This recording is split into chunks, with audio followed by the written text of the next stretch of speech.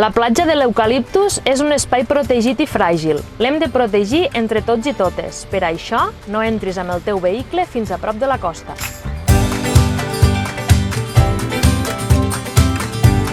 Has d'estacionar a les zones marcades per aquesta finalitat.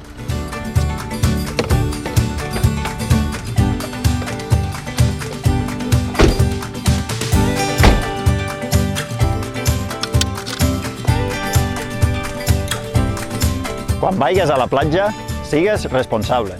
Entre tots i totes, cuidem Amposta.